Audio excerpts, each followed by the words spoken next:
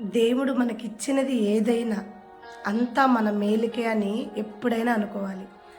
ఎందుకు ఈ మాట చెప్తున్నానంటే, ఒక కాకి అంట తన యొక్క రూపాన్ని చూసి అనేకరు తనని ఎక్కిరిస్తున్నప్పుడు బాధపడి చాలాసార్లు తనలో తానే అనుకుంటూ నాకు కూడా ఒక మంచి రూపం ఉంటే బాగుండు అనుకుందంట.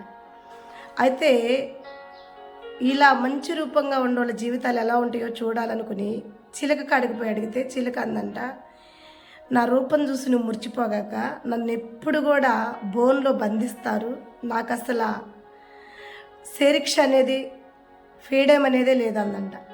హంస కాడికి పోయి అడిగితే హంస అందంట, ఎప్పుడు ఈ నెలల్లో నేను కుమిలిపోవాల్సిందే, బయటకు వస్తే ఎవరి చేతుల్లో ఏం చేస్తారో కూడా తెలియదు అందంట.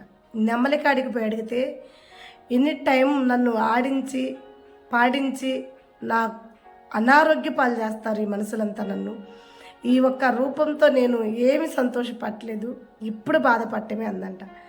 అయితే అప్పుడు కాకి అర్థమైన విషయం ఏంటంటే, ఇవన్నీ చాలా అందంగా ఉండి చాలా మనసులు ప్రేమిస్తున్నారని నేను అనుకుంటున్నాను, నన్ను అందరు చేదరిస్తున్నారు అనుకుంటున్నాను, కానీ నాకు తెలియని విషయం ఏంటంటే ఇవి చాలా కష్టాలు పడుతున్నాయి, చాలా హింసింపబడుతున్నాయి, కానీ దేవుడు నాకు ఇచ్చిన ఈ రూపంలో నేను చాలా సంతోషంగా చాలా ఆనందంగా నా ఇష్టానుసారంగా నా జీవితంలో నేను హ్యాపీగా బతుకుతున్నా. కానీ ఇవి మాత్రం మనుషుల చేతుల్లో ఆట బొమ్మల వలె బంధింపబడిన వారి వలె హింసింపబడిన వారి వల్లే ఉన్నారు. వీళ్ళతో పోల్చుకుంటే దేవుడు నాకు ఇచ్చిన రూపం చాలా అందమైన రూపం, నా రూపాన్ని బట్టి నేను చాలా ఆనందించవచ్చు అంటుందంట. కాబట్టి ఎప్పుడైనా సరే అంతా మన మేలుకే అనుకో, నీ జీవితం కట్టబడిద్ది. హల్లెలూయా.